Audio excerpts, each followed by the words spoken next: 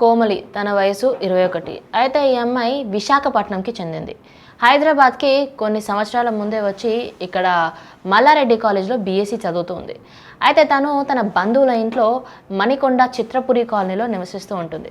అయితే తనకి ఏమైందో తెలియదు కానీ ఈ ఫిబ్రవరి 23న అయితే తను ఆత్మహత్య చేసుకొని చనిపోయింది, ఇంట్లో ఎవ్వరూ లేని టైం చూసి.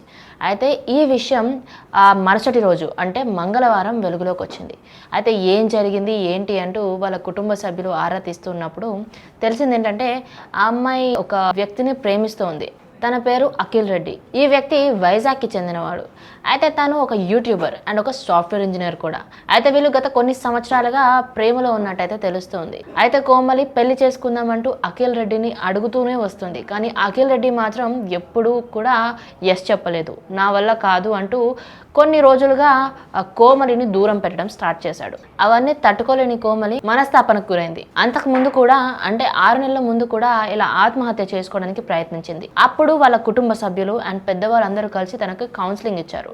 ఆ తర్వాత మళ్ళీ 6 నెలల వరకు ఎలాంటి సిమ్టమ్స్ లేకపోవడం వల్ల వాళ్ళ ఫ్యామిలీ మెంబర్స్ కూడా ఇలా చేస్తుంది, ఇలా జరుగుతుంది అని వాళ్ళు కూడా అనుకోలేదు. కానీ తను మాత్రం అఖిల్ రెడ్డి నుంచి ఎలాంటి ఇన్ఫర్మేషన్ రాకపోవడం వల్ల తను ఏం చెప్పకపోవడం వల్ల చాలా మనస్తాపనకు గురయ్యి తాను ఇలాంటి డెసిషన్ తీసుకొని ఆత్మహత్య చేసుకుంది. కానీ కోమలి ఒక యూట్యూబర్. తను కూడా మంచి షార్ట్ ఫిల్మ్స్ చేస్తూ అండ్ వ్లాగ్స్ చేస్తూ మంచి గుర్తింపు అయితే తెచ్చుకుంది. కానీ ఒక ఇన్ఫ్లుయెన్సర్ లాగా ఉండాల్సిన అమ్మాయి ఈరోజు ప్రేమ వ్యవహారం వల్ల ఇలా ఆత్మహత్య చేసుకుంటుందని ఎవరు అయితే ఊహించుండరు. అయితే ఈ ఘటన వెలుగులోకి వచ్చిన తర్వాత ఇప్పుడు కోమలి కాలినడకన తిరుమలకి వెళ్ళిన వీడియో అయితే సోషల్ మీడియాలో వైరల్ అవుతుంది. అయితే తను అనుకున్న కోరిక నెరవేరాలి అంటూ తిరుమలకైతే కాలినడకన వెళ్ళింది.